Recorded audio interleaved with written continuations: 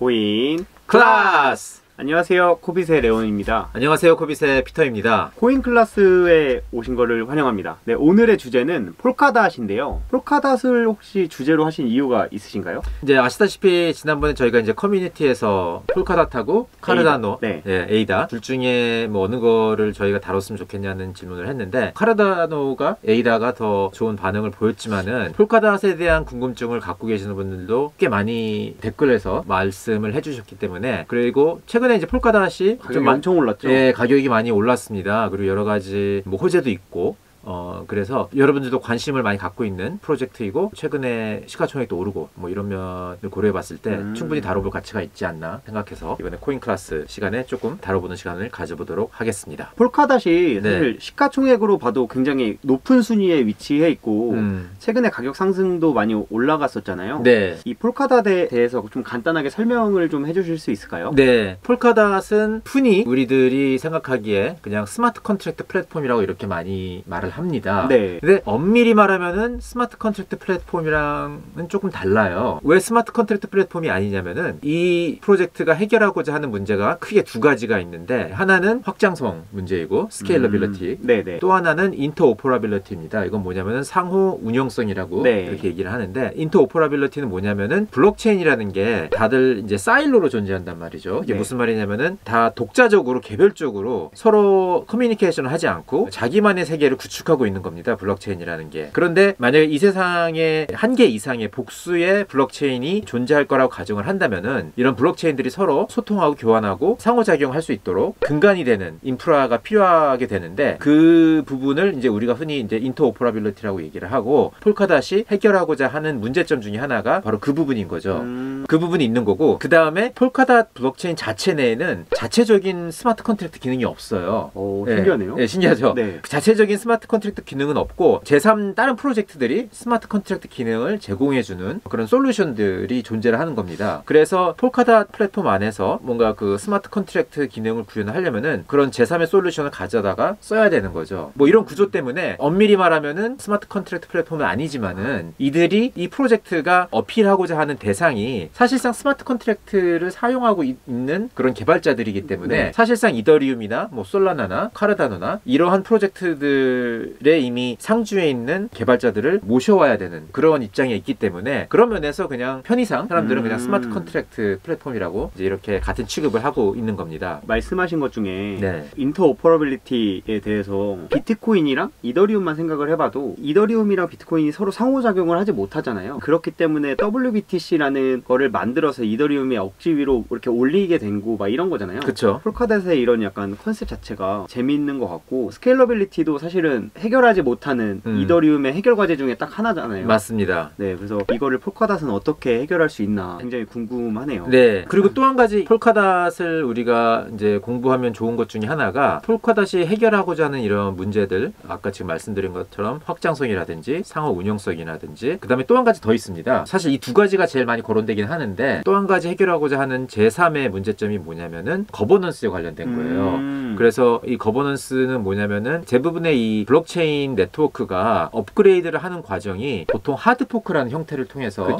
업그레이드 하게끔 되어 있습니다. 그런데 이 하드포크를 통해서 업그레이드 하는 그 과정이 약간 리스크가 있을 수가 있어요. 뭐냐면은, 하드포크를 하는 경우에 노드 운영자들이 다 그걸 따라와 줘야 된단 말이죠. 네, 맞아요. 그걸 다 받아들여야 되는데, 만약에 받아들이겠다는 사람이 충분치 않다거나 꽤 숫자가 많으면은 이게 체인이 스플릿이 돼버리는 겁니다. 우리가 비트코인이나 뭐 비트코인 같은 경우에서 우리 그런 예를 본 거죠. 대표적으로 이더리움 클래식이나 비트코인 캐시 뭐 이런 게 그쵸. 있잖아요. 그런 것들도 전부 다 하드 포킹을 했는데 다 따라오지 않고 일부는 남아 있어서, 특히 이제 이더리움 같은 경우가 그런 거였는데, 이더리움 같은 경우는 이제 하드 포크를 해서 새로운 이더리움이 나왔는데, 원래 있었던 기존의 이더리움 클래식을 버리지 못하겠다는 그런 개발자들이 있었기 때문에, 그 사람들은 이제 그걸 계속 운영을 하면서 그 네트워크를, 그러면서 이제 두 가지로 나눠져 버린 거죠. 근데 이게 스플릿이 일어나면은 이건 결코 좋은 건 아니죠. 왜냐면은 그럴 것 같아요. 네트워크라는 게 이제 성장하기 위해서는 자꾸 사람들이 모여서 네트워크 네트워크 효과를 보면서 점점 참여자들이 늘어나야 되는 건데 그렇게 분리가 되면은 그 네트워크 성장이 안 되는 거죠. 자꾸 작아지는 거니까 스플릿이 되면 될수록. 그래서 이러한 어떤 문제점을 해결하고자 네트워크를 업그레이드하는 과정을 하드포크 없이 하도록 그런 기술을 구현을 하고 있습니다. 뒤에 가서 조금 더 자세하게 얘기를 하려고 하는데 이러한 세 가지 문제점을 해결하려고 하고 있고 이러한 문제점들이 존재한다는 것을 인식만 우리가 할 수 있어도 이 블록체인이라는 네트워크를 공부를 할 때 되게 도움이 될 것 같아요. 비단 폴카닷뿐만이 아니라 여러 가지 블록체인 네트워크가 존재를 하는데 어떤 네트워크는 왜 성장을 하고 어떤 네트워크는 왜 성장을 못하고 이런 거를 판단할 때 이런 문제점들에 대해서 어떻게 접근을 하느냐 어떻게 이런 문제점들을 핸들링 하느냐에 따라서 네트워크의 흥망성쇠가 갈리는 경우도 많이 있는 거죠. 그러니까 우리가 어떤 블록체인 프로젝트를 평가하는데 분석하는데 좀 도움이 될 이런 이슈들을 우리가 폴카닷을 통해서 이해도가 높아질 수 있기 때문에 그런 면에서 좀 깊게 들여다볼 가치가 있는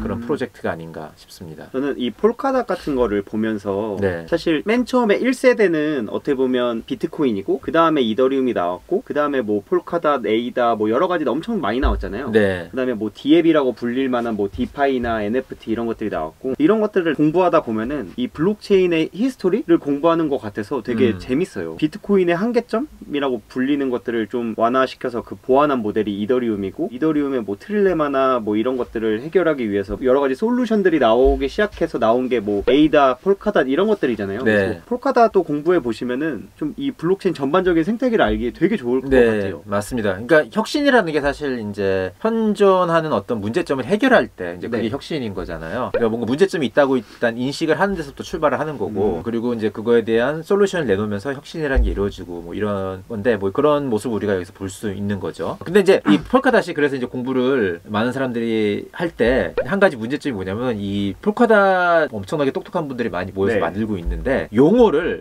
좀 되게 초보자들이 알기 어렵게 많이 사용을 진짜? 합니다.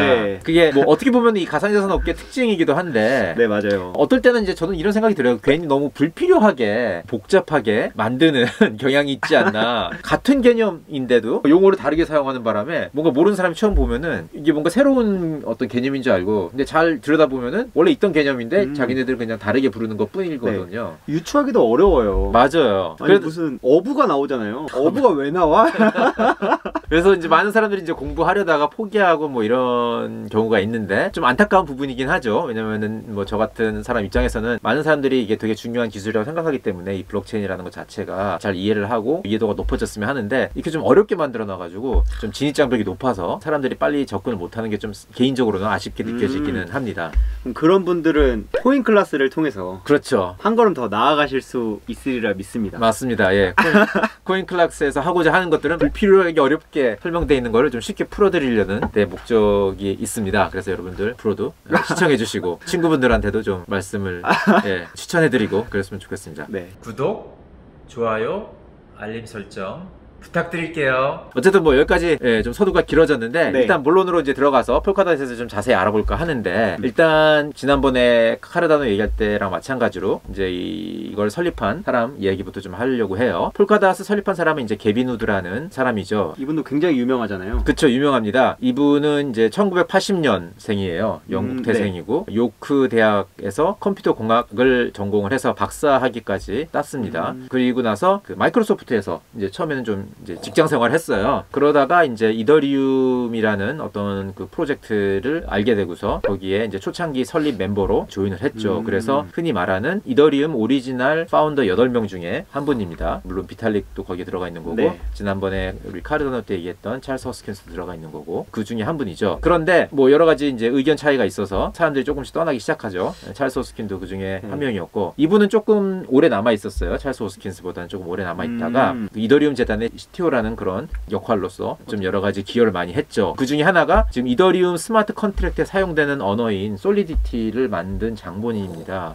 오, 굉장한 능력자시네요. 그쵸, 능력자이고 스마트 컨트랙트를 잘 이해하고 있는 사람이죠. 예, 맞습니다. 대가네요, 대가. 예. 그런데 이제 2016년에 이제 떠나기를 결심을 합니다. 이분이 이제 떠난 이유로서 자주 이제 언급되는 게 이더리움이 하지 못하는 것을 하기 위해서라고 얘기를 하고 떠났다고 이렇게 언론에는 보도가 되고 있어요. 근데 이제 이더리움에서 못하는 것을 하기 위해서라고 말한 부분을 지금 이더리움은 2.0으로 업그레이드를 하면서 지금 하려고 그러고 있는 있는 거거든요. 네. 지금 돌이켜서 생각을 해보면은 이때 2016년이니까 지금 한 5년 정도 지난 건데 결국에는 이더리움이랑 개빈우드랑 조금 전략적인 부분에서 의견이 차이가 있었던 것 같아요. 이더리움 재단은 2.0이 물론 좀 더 완벽한 모습을 갖춘 스마트 컨트랙트 플랫폼이긴 하지만은 일단은 완벽하지 않은 상태라도 빨리 내놓자. 왜냐하면은 이게 네트워크이기 때문에 네트워크 효과, 선점 효과가 굉장히 중요하고 그렇기 때문에 다른 사람들이 내놓기 전에 먼저 스마트 컨트랙트 플랫폼 1호의 위치를 확보함으로써 네트워크 효과를 가져와야지 성장할 수 있고 일단은 어떤 그런 생각이었던 것 같아요. 그리고 나서 이제 뭔가 부족한 점은 천천히 나중에 보완을 하자 그런 의견이었던 것 같고 개빈우드는 좀 시간이 걸리더라도 완벽하게 만들어서 뭔가 내놔야 된다는 그런 입장이었던 것 같습니다. 약간 이 비탈릭의 이런 마인드가 제 개인적인 생각으로는 일론 머스크도 이런 마인드라고 생각을 하거든요. 일론 머스크도 무언가 할 때 프로토타입을 빨리 내놓고 네. 그거를 보완하면서 좀 더 완성해가는 스타일이라고 하더라고요. 그래서 뭐 테슬라의 전기차 개발에도 그렇고 스페이스 X 때도 그렇고 프로토타입을 빨리 만든 다음에 그게 뭔가 실패했을 때 그거를 빨리 고치는 이런 식이라고 하는데도 굉장히 비슷한 것 같네요. 그러니까 작은 실수를 반복을 해서 뭔가 큰 거를 제대로 한번 내놓자 뭐 이런 어프로치라고도 얘기할 수가 있겠죠. 그래서 이제 2016년 이더리움을 탈퇴해서 이 개빈우드는 자기가 생각하는 어떤 이상적인 블록체인을 구상하기 위해서 재단과 회사를 설립을 합니다. 그래서 이제 재단은 이제 비영리로 네. 웹3 파운데이션이라는 재단을 이제 스위스에 설립을 하고요. 그 다음에 영리를 추구하는 거는 이제 페러티 테크놀로지라는 회사를 만들어서 이익을 추구하는 집단으로서 기여를 하게 되는 거죠. 카르다노랑 굉장히 비슷하네요. 영리를 몰래 추구하는 느낌이랄까? 뭐 몰래 하는 건지도 모르겠는데 어쨌든 맞습니다. 그러니까 네. 비영리 단체인 재단이 따로 있고 영리 단체인 회사가 있고 이렇게 가는 거죠. 투티어 구조로. 근데 이제 한 가지 다른 거는 카르다노인 경우는 찰스 호스킨스는 카르다노 파운데이션에는 아무런 직책이 없어요. 네, IOHK의 CEO로는 있지만은 네. 카르다노 파운데이션에는 아무런 직책이 없고 근데 이 폴카닷인 경우에는 이 개빈우드가 웹3 파운데이션이랑 페러티 테크놀로지 둘 다 수장으로 있습니다. 이거 보면 그런 차이는 좀 있어요. 그래서 세 번에 걸친 이제 펀딩을 합니다. 네. 예, 그래서 이제 2017년, 2019년, 2020년 이렇게 세 번 펀딩을 하는데 뭐 어떤 사람은 ICO라고 부르는데 제가 봤을 때는 이제 되게 어떤 이너서클에 있는 일부인 사람들한테만 이렇게 투자를 받았기 때문에 뭐 ICO라고 하면 제 갖고 있는 이미지는 되게 대중한테 네, 맞아요. 공개적으로 하는 그런 건데 뭐 그런 식이라기보다는 이제 아름아름하는 그런 케이스였던 것 같아요. 대부분은. 프라이빗 세일. 그쵸, 프라이빗 셀 같은 약간 그런 느낌이었습니다. 초창기에 조금 삐끄덕거리는 부분이 있었어요. 뭐냐면은 2017년에 그 당시 한 145 million dollars, 1,500억 원 이상을 이제 자금 조달을 당시에는 굉장히 큰 규모였는데 이 페러티 테크놀로지가 만든 그 지갑에 이더로 이제 펀드레이징을 한 거죠. DOT, 닷을 팔고서 이더로 자금 조달한 건데 그 자금 조달된 이더를 페러티 테크놀로지가 만든 지갑에서 보관을 하고 있었는데 여기서 뭐가 오작동이 일어나가지고 145 million 달러의 반이 넘는 90 million 달러가 그냥 프리즈 돼버렸어요. 키를 잃어버린 거예요? 정확히는 모르겠어요. 그러니까 저도 그 굉장히 테크니컬한 부분인데 키를 잃어버린 것보다도 조금 더 복잡한 뭔가 문제였던 것 같아요. 그런데 이제 이게 첫 번째 이랬던 게 아니고 이게 불과 몇 주 전에 비슷한 사건이 한 번 있었는데 그걸 안 고치고 있다가 두 번째 또 이런 사건이 일어나 버린 거죠. 그래서 90 million 달러가 그냥 증발했군요. 그때 증발해 버린 거예요. 와. 그리고 나머지 60 밀리언 가지고서 그냥 어떻게 개발을 한 거예요. 물론 이상적인 상황은 아니었지만은 워낙 여기에 참여하고 있는 그 개발자들이 이제 쟁쟁한 사람들이 많다 보니까 여기 추가 투자를 하겠다는 사람들이 이제 줄을 섰던 거죠. 그래서 2019년, 2020년에 추가적으로 더 발행을 해가지고 거기서 자금 조달을 해서 뭐 지금은 90 밀리언 달러가 프리즈 된 게 증발돼 버린 게 뭐 큰 임팩트는 주고 있지는 않은데 초창기에는 약간 이런 작지 않은 위기도 있었다는 거. 예. 제가 이거 관련해서 좀 알아본 게 있었는데 네. 초기에 네. 제네시스 블록 생성할 때 약 1000만 개 정도 폴카닷이 나왔다고 하거든요. 네. 그 중에 500만 개가 네. 이거 말씀하신 뭐 ICO 뭐 아니면 프라이빗 세일 이 물량이었는데 이 500만 개로 한 48만 5천 개 정도 이더를 구매했다고 해요. 근데 이 이더의 대부분을 이제 프리즈된 게 이거군요. 그렇죠, 맞습니다. 구매했다기보다는 이제 자금 조달을 받은 거죠. DOT를 발행을 하고 DOT를 사가라고 그러고 얼마에 그 대가를 이제 이더로 받은 거였는데 이제 프리즈가 돼버린 겁니다. 어쨌든 뭐 지금은 이게 별로 중요한 건 아닌데 잘 지금 진행이 되고 있기 때문에 뭐 우리가 알 수 있는 거는 아무리 똑똑한 사람들이 모여도 뭐 이런 실수도 일어날 수 있다는 거. 네. 너무 아까운데요. 네, 너무 아까. 제가 투자자였으면 너무 열받아가지고. 그러니까 근데 뭐 한번 그 지갑을 언프리즈 할 수 있는 기술을 한번 만들어가지고 90 밀리언 한번 빼고 싶어서. 만드셨어요? 레온? 없어요. 어쨌든 뭐 그런 게 있었습니다. 그런데 이제 폴카닷이라는 프로젝트가 게빈 우드가 이더리움 CTO였죠. 그쵸, CTO였고 거기서 구현하고자 했던 거를 구현을 빨리 안 되니까 나와서 만든 것만큼 이더리움 2.0하고 폴카닷하고 비슷한 부분이 좀 꽤 있는 거예요. 그 설계 부분에 있어서. 그래서 그 부분을 조금 말씀드릴까 합니다. 아까 말씀드렸듯이 폴카닷이 해결하고자 하는 거는 현재 블록체인 네트워크가 갖고 있는 몇 가지 문제점들이고, 네. 첫 번째가 확장성, 두 번째가 상호 운영성, 세 번째가 이제 거버넌스인 부분인데, 특히 이제 확장성 부분이죠. 확장성 부분에 있어서 이더리움이 가장 지적받는, 그쵸, 가장 약점이라고 불리는 부분 중에 하나죠. 맞습니다. 예, 그래서 그거를 해결하기 위해서 지금 2.0으로 넘어가려는 과정을 지금 밟고 있는 거잖아요. 네. 이걸 어떻게 해결하는 방식이 폴카닷이랑 좀 유사한 부분이 많은 거죠. 어떤 부분이냐면은 이 확장성을 위해서 사용되는 그 기술, 이 설계 방식이 샤딩이라는 방식을 사용을 하고 있어요. 네. 샤딩에 대해서 우리 레온이 데이터 애널리스트로서 좀 전문 지식이 있으니까 설명 네. 좀 해주시죠. 어떤 뭐 거죠? 완전 정확하진 않을 수도 있는데, 스케일업이랑 스케일아웃이라는 보통 하드웨어의 스펙을 올릴 때 그런 방식이 있거든요. 근데 이 샤딩은 스케일아웃에 가까운 쪽이죠. 그러니까 수평 확장으로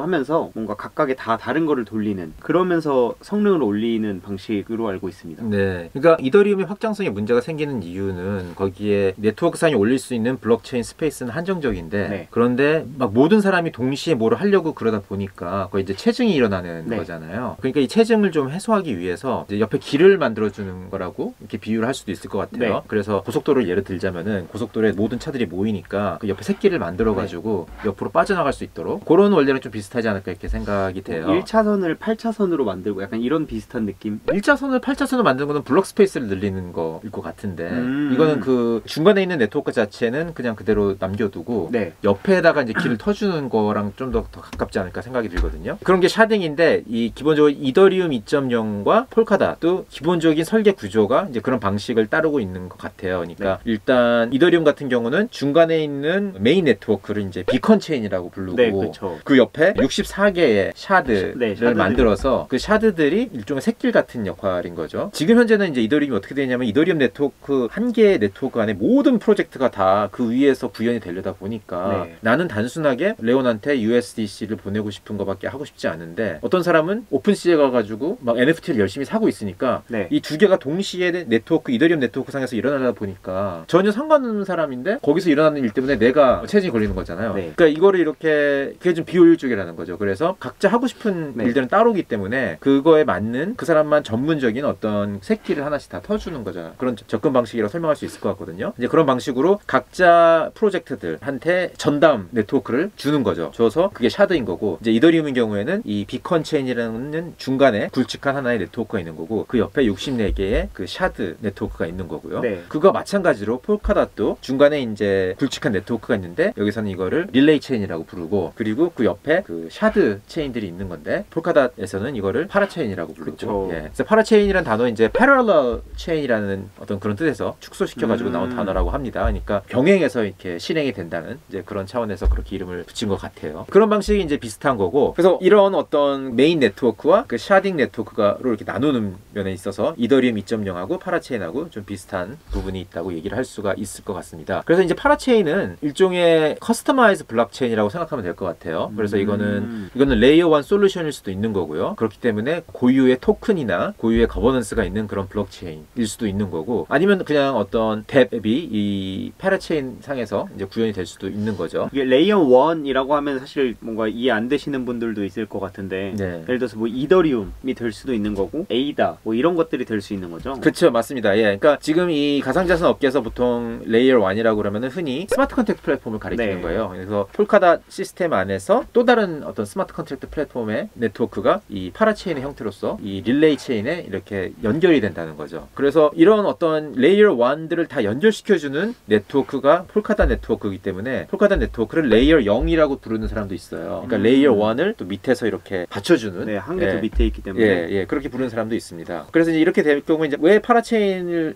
접근 방식 하면 또 좋은 게 뭐냐면은, 여러 가지 다양한 레이어 1들끼리 서로 또 커뮤니케이션이 가능하다는 거예요. 네. 릴레이 체인을 통해서. 그러면 릴레이 체인이 인간으로 얘기하면은 뭐 중추신경 같은 거라고 얘기할 수도 있는 거거든요. 네. 이제 아니면은 뭐 척추 같은 뭐 그런 기능이고, 이제 거기를 통해서 모든 어떤 그런 데이터나 가치 전달이 가능하기 때문에, 그러면은 레이어 1 솔루션들끼리 어떤 가치 교환이나 데이터 데이터 교환이나 이런 게 가능해지면서 아까 말씀드린 인터오퍼러빌리티, 상호 운영성이 구현이 된다는 거죠. 사실 이게 폴카닷의 가장 큰 특징이죠. 맞습니다. 예. 인터체인이라는 말이 가장 뭔가 특징으로 있는 맞습니다. 체인이잖아요. 그렇죠. 인터체인이 녹아져 있는 어떤 네트워크인 거죠. 왜냐면 인터체인 역할을 인터체인만 하는 어떤 그런 프로젝트들도 있거든요. 근데 이제 폴카닷인 경우는 인터체인 역할도 하면서 그러면서 어떤 다양한 그런 기능을 추가를 함으로써 스마트 컨트랙트 플랫폼의 역할도 하는 일석이조를 노리는 그런 네트워크라고 설명을 할 수가 있을 것 같아요.